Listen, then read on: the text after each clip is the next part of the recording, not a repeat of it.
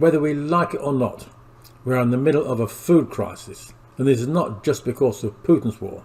It is a global problem resulting from the floods and droughts made from climate change, and even worse, the destruction of our soils. And this is all man-made, so we must be able to find the solution. But how? This is the first video in a 6-part series on rethinking our food system. If you miss any, you can go to www.gbiota.com/videos. Now, I think weird. I simply have a terrible memory, so I have to go right back to first principles and work everything out from scratch. Not such a major disadvantage as it turned out. You don't get bogged down with the conventional paradigms and can develop better and innovative solutions. This so-called disadvantage did lead me to setting up Australia's leading exporter of technical software at the birth of the computer revolution, and being recognised by the Institute of Engineers as one of Australia's top 100 innovators. I may now be ancient, being a great-grandfather with my new great-granddaughter Eloise, but that gives me an obligation to search for a solution to the food crisis, which is not going away by itself. We need a good old rethink of food, getting back to first principles. For example, since we learnt to use fire to cook, we have developed the biggest brain and smallest gut size of any animal our size. This affects what we need to eat. Over generations, our DNA has evolved to feed this big brain. It has become part of human nature. Another peculiarity of the human species is that we live some 20 years after we stop breeding. Now, nature does not develop by accident. There is always an underlying reason. Our big brains take a long time to mature, so our kids need a lot longer and more intense period of caring than other animals. In the period when we were evolving, living within a supportive tribe, the younger, fitter parents would spend their energies on securing food, while the less active grandparents would care for their grandkids. In a tribal setting, they would look after both their grandkids and other kids of the tribe, while the tribe would ensure that the older people were fed. Again, over thousands of generations, this became embedded in our DNA, a part of what we are as a species. Older people have evolved to look after kids. At the last election, childcare and aged care were key issues. It is a pity there was not wider understanding of how our evolutionary history has made us what we are. In our modern society, food is generally controlled by megacorporations based on market forces. This is very different to the way we evolved, where food was seen as a community asset. We still see this in remote rural communities, where the community would ensure that there was food sharing to ensure some equality in access to food. Solving the food crisis is not going to be solved by some magic new fertilizer or GMO.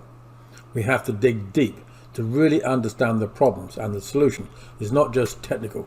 We need to change the mechanics of growing and distributing food. In my next video, I want to talk more about how our evolutionary history with food has given us human characteristics which are causing us major problems in our modern technology and profit-based society. If you want to know how to solve the food crisis, then watch the video series on rethinking our food system. It is important for the future of our species, so please tell your friends about this series. If you miss any, you can go to www.gbiota.com/videos. Let me give you a taste of what is coming. This is a red cabbage grown in a typical way. As you can see, it is being attacked by insects, and the traditional approach would be to spray it with some toxic chemicals which would destroy the beneficial biota in the soil. These are G-biota boxes. The soil is full of beneficial biota and minerals, and no toxic chemicals are used. When we eat the plants, our gut biota is enhanced with both beneficial biology and minerals, which will ensure we are satisfied and not craving more and yet more food, which would end up with us overeating and being overweight and probably diabetic. But we don't buy the plants from a supermarket. Instead, we buy the box from a local grower full of growing plants which we could pick and eat. This is the second video in a 6-part series on rethinking our food system. If you miss any, you can go to www.gbiota.com/videos to see previous episodes. We have a simple choice. We can have a sustainable food system which improves the odds of living a long and healthy life. Or we can have a food system which makes us fat and sick and destroys the soil for our grandkids, but makes a lot of short-term profits for mega corporations. Guess which one I choose?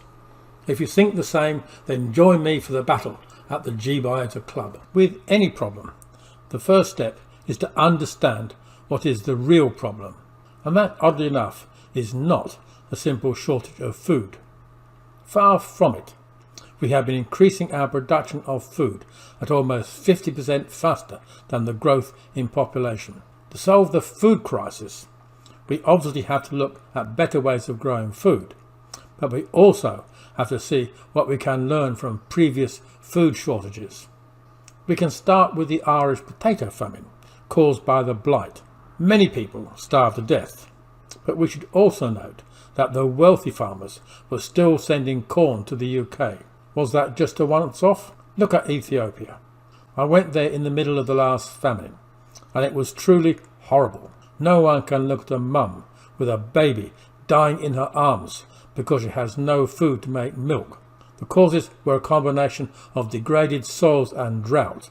But there were good soils, which were being used by wealthy organisations to grow flowers, which were flown to Europe on a daily basis. But the worst famine by far was in China during the Great Leap Forward, when it is estimated that 60 million people starved to death. That is more than the number of people killed in World War II. The cause was a fanaticism of the government, resulting in agricultural methods that were simply daft. Yet food was still being exported to buy arms. Now, if I was to include America in this list, you'd think I'd lost my marbles. How could a wealthy food-producing country like America, or for that matter Australia, have a food crisis? I will talk about that soon, but what we can learn is that the population must have control over its food supply. This series describes the technology to let people have control over the critical part of their food. The problem is that the food we are producing by this vast machine of chemical industrial agriculture is full of energy, but lacking the essential biology and minerals for health. But working on the principle of getting back to basics, this is a totally new phenomenon. If we go back a couple of million years, when the first humanoids began to appear on Earth, we had exactly the opposite situation. The food was full of beneficial biology and minerals, but very short on energy, which made them crave energy food. We still suffer from this obsession today. Just count the number of times calories are mentioned in any article on food. But today, calories are not the real issue. The real issue is beneficial biota and minerals. Let's get back to first principles and work out where they came from in the first place. Well, the earth is just full of minerals, but they are just rocks, which we can't eat and are insoluble anyway. We had to wait the odd few billion years for the early biota, which probably came from outer space.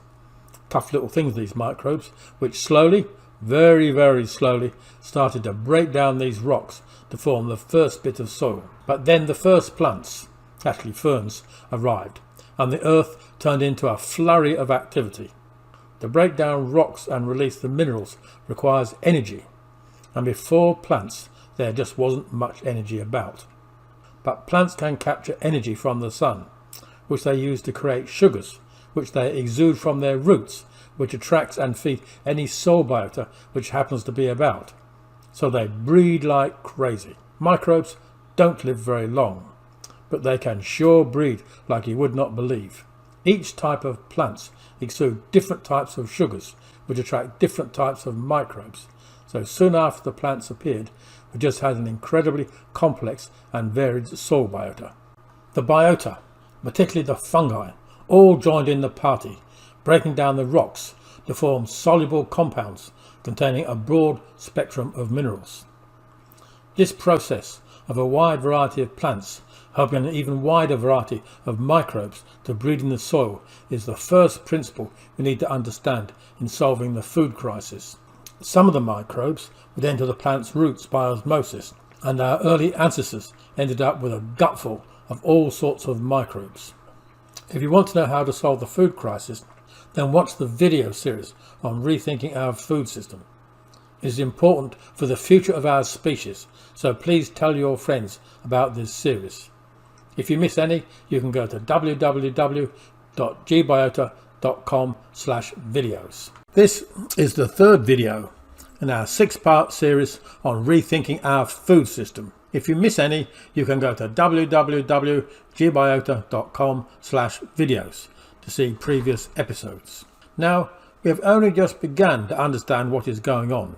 It is really only since the start of the computer age that we've been able to create the analogy between our gut brain and a computer. We have really only just begun to recognise that we actually have a gut brain, which is continuously carrying out a logical process to keep us alive. Computers are made from very simple cells, but in huge numbers. Each cell can only do a very simple operation. Basically the magical if then do something. If A is greater than B, then increase C by 1. Not very complicated at all, but get billions of cells communicating with each other.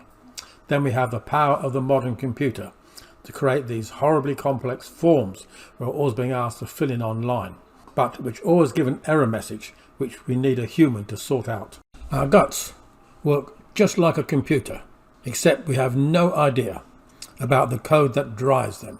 But we do know for sure that our guts are an intelligent control system, which is automatically managing much of the mechanical operations in our body, particularly in 3 ways. It controls our appetite, so we eat the right amount.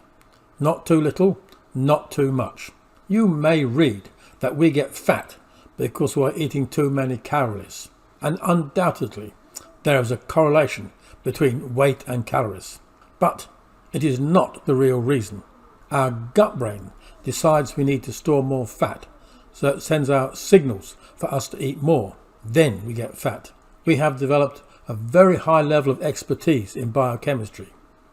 We know all about the hormones like leptin and ghrelin, but we have a much lower understanding of how our gut brain decides when to release these hormones. But we do know that it's much more sophisticated than a simple fuel level.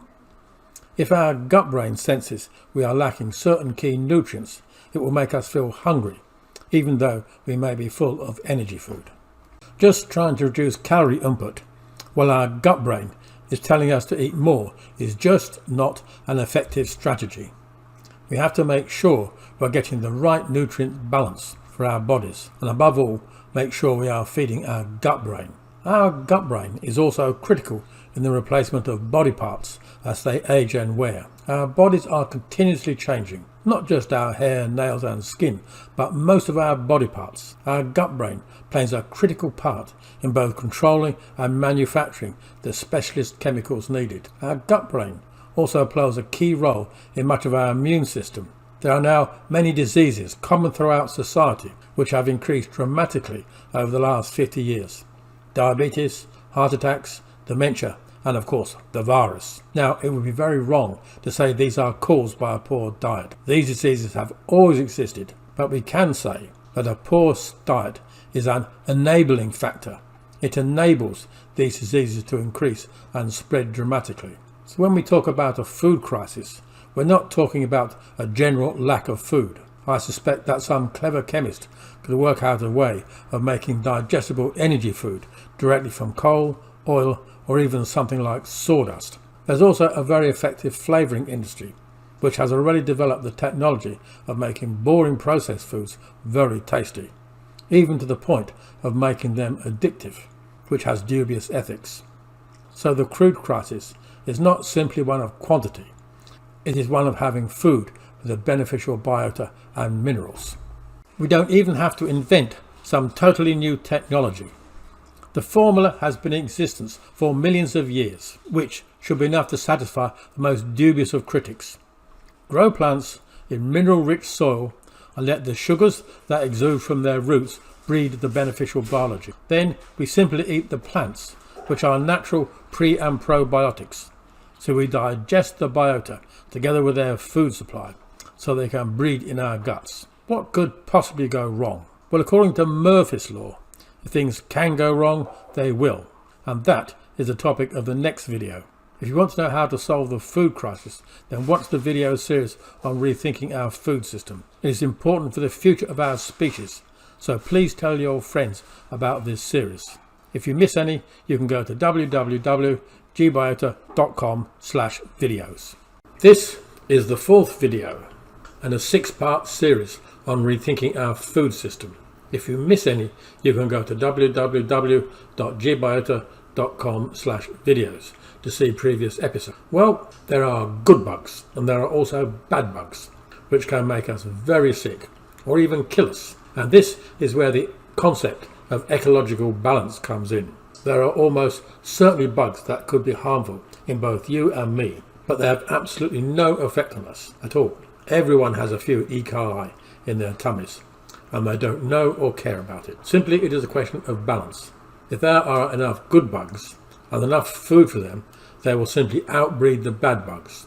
All we need to do is provide the right food, moisture level and air. This is where the G-biota technology is all about. Simply feeding the beneficial biota with waste organic material, particularly food which would otherwise go to landfill, and use the partial flood and drain system where the base of the growing beds is temporarily flooded with water wicking up to the surface. This is an effective and proven technology that is already used by a significant number of king gardeners. But there is a snag for wider use.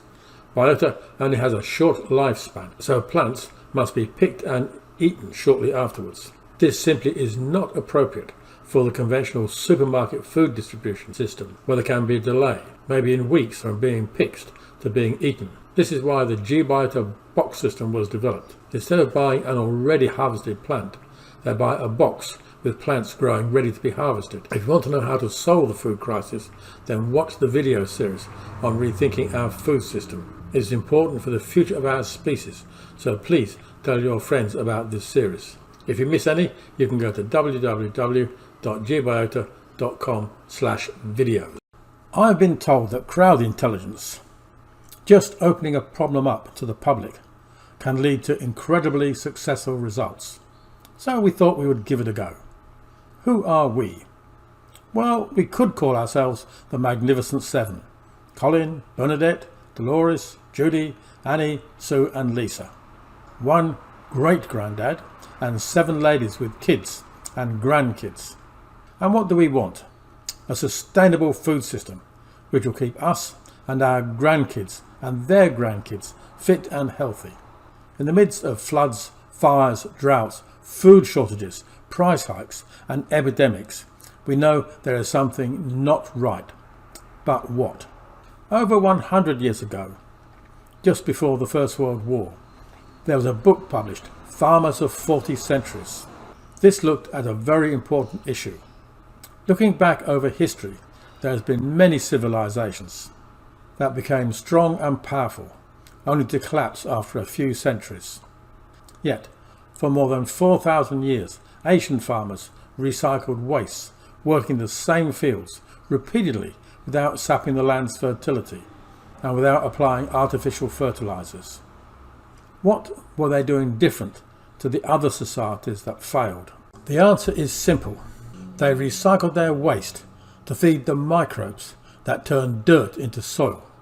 The rich and nutritious soil led to healthy plants, which led to fit and healthy people.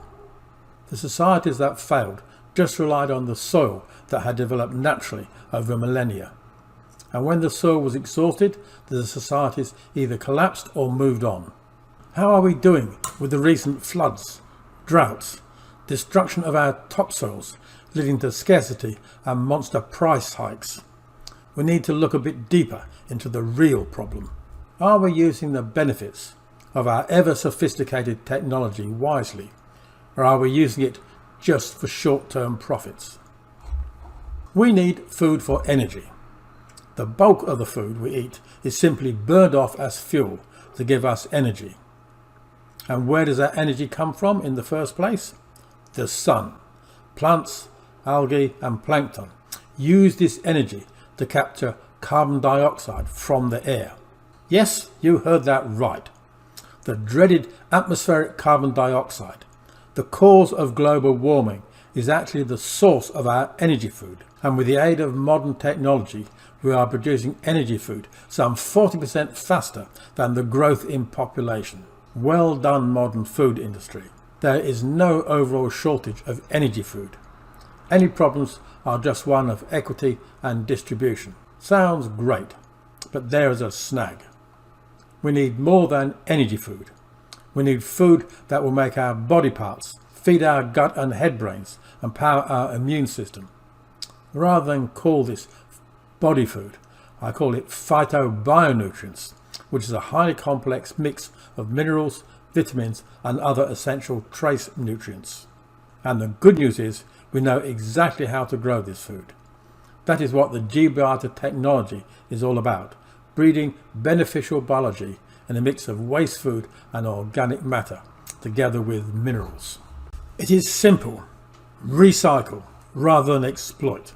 This is based on exactly the same principles described in farmers of 40 centuries, but with the benefits of modern science and technology. It works. It's well proven with 4,000 years of experience behind it. Not over complex, and being based on recycling waste is less expensive than our modern chemical-based agriculture. But we need to change the way people buy their food. They can still go to the supermarket and buy all the energy food they need, but the supermarket system simply cannot provide the living food that comes from just picked plants full of phytobionutrients. In the biota system, experienced growers will breed the beneficial biota to grow soil, which is then put into boxes, which are seeded and delivered to biofoodies, who then have fresh vegetables growing at home, which can be harvested and eaten straight away, giving maximum benefit. This can only come from establishing local food communities with growers and biofoodies cooperating together in a local community food system. That won't come from big business or government. It will come from community action. How do we make that happen? We have set up the social media site gbiota.com ready for the growers and biofoodies. So the mechanics are sorted out. Now we need to generate the action within local communities. But that needs local people prepared to take the lead. Whatever you think of Greta Thunberg, she certainly created community action for climate change. The challenge for crowd intelligence is how do we find an army of Greta Thunbergs who will create the local food communities in all the cities, towns and villages across the globe, so everyone can have access to fresh, meaning just harvested, healthy food at an affordable price. It would be nice if this was the young. It is their life. But it may be that the more mature people who care about their grandkids, like us Magnificent Seven, who take the lead. So, any great ideas on how to attract these community leaders? Just email me, colin@gbiota.com, or post on our website, www.gbiota.com. This is the 5th video in a 6-part series on rethinking our food system. If you miss any, you can go to www.gbiota.com/videos to see previous episodes. The aim of the gbiota system is to grow plants in biologically active, mineral-rich soil so they act as pre- and probiotics. Now, what I'm going to say gets to the heart of the matter, so forgive me if I explain it like I was talking to my grandkids. Right now, I am alive and surrounded by microbes. They are in me, in my guts, my mouth, nose, and all over my skin. These are the beneficial microbes, or good bugs, to my grandkids. They do no harm to me, and are actually protecting me from the bad bugs, which are just everywhere, in the air I breathe, the food I eat, and anything and everything I touch. Most of the time, they do me absolutely no harm, because I have an immune system which largely lives in my gut, which is protecting me 24/7. In the language of my grandkids, the baddies get zonked. But when I die, my immune system stops working and the bad bugs take over. The first day, there won't be much change. Day 2 is not so good. And by day 3, things are looking, or rather smelling, real bad. Now, plants are not exactly the same, but they are similar. They are under continuous attack from the baddies. But while they are alive, they fight them off with what we call phytochemicals. But when we pick a plant, it dies. For the first day, there is not much obvious change, but the bad bugs have already started their work. But all the time, the bad bugs are slowly winning from the good bugs. And after a time, the bad bugs will have taken over completely, and we say it has gone rotten. Up until that time, people will say it is fresh because it has not gone rotten. But the good bugs we want will have long gone. If we want to eat plants full of the beneficial biota, the message is that we need to eat as soon after it is picked as possible. There is another reason. It just tastes so much better. Many keen gardeners are already using the G-biota beds for their own use, so they have genuinely fresh plants growing in their garden. But this does require some dedication. The G-biota box system enables people lacking the time, space or skills to set up their own beds from scratch, to have pre-prepared boxes with living plants growing in their own home, ready to be picked and eaten while still fresh and before the beneficial biota die. This is how it works. An experienced grower, maybe a commercial grower, but possibly a community-minded home grower, uses G-biota beds to grow soil using organic waste, manure and minerals to breed the biota, which will form part of our gut biota and convert the insoluble minerals into available nutrients. This nutrient-rich, biologically active soil is then loaded into bio boxes, so the bio foodies have ready access to genuinely fresh plants. As they are based on wicking beds, they require very little maintenance, just a weekly water. The boxes are large enough to grow a useful amount of food, but light enough to be readily transported. They are offered at 3 levels. Customers can simply buy what we call a clean skin, a box loaded with soil ready for the customer to seed and grow plants as they wish. Biofoodies buy directly from the grower at an agreed price, but a typical cost will be about $50 per box. The next level is what we call a swapper. The box is seeded and the plants grown ready to harvest using the tipping system, where just the tips of the plants are harvested and allowed to regrow. After a period, the plants become old and the boxes are simply swapped for another box. Typical costs are some $70 per box. At the top of the list is the extreme box, which is planted with a combination of some 27 different varieties of plants. This is definitely the best way to go, as with gut biota, variety of plants and microbes is the way to go. Typical costs are some $80 per box. The boxes on any system can simply be swapped for fresh boxes reloaded with fresh soil and nutrients, and may only cost some $20 per box on swap over. But again, logistics come into play. It just makes no sense to have a mega farm producing bio boxes and shipping them over large distances. It is simply not the way this alternative food system should be moving. We call customers who want to eat food to feed their guts biofoodies. The best way is for biofoodies and growers to form a local food community.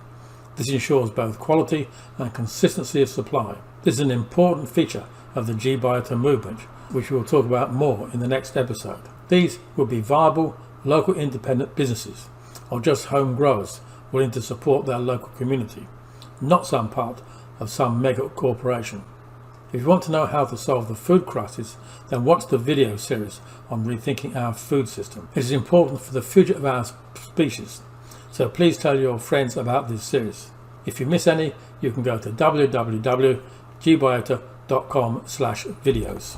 In my lifetime, incredibly short on a geological timescales, the world's population has trebled. Even more important, industrialization has spread across the globe, so the consumption per person has increased dramatically. Cars and central heating have replaced a bike and a thick rug.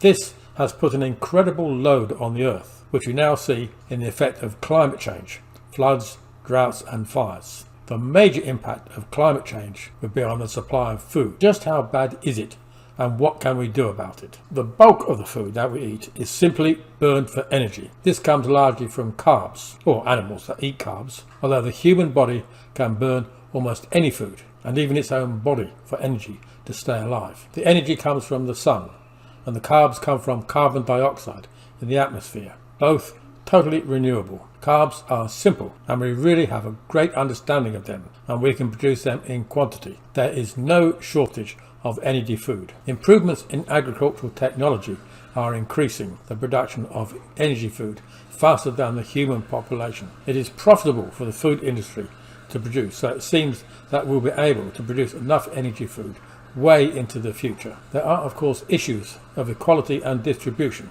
serious enough, but we can produce enough energy food.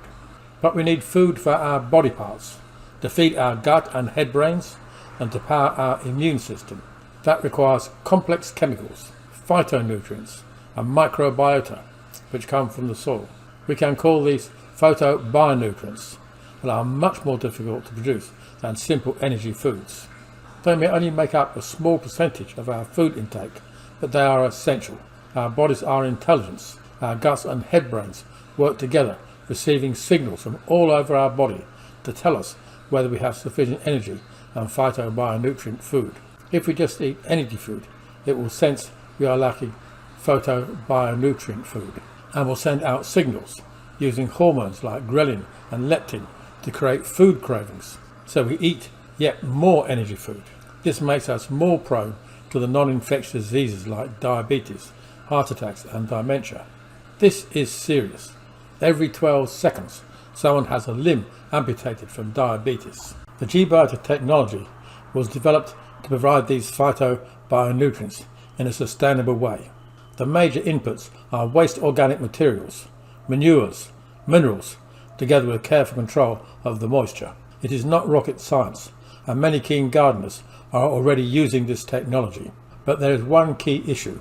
The microbiota only has a short life, so the food must be eaten shortly after picking. This means the classic food industry system of mega farms distributing food over large distances through a complex supply chain of markets and warehouses is not appropriate. It really needs a local food system where biofood is. People who want to eat healthy gut food can buy directly from the local grower.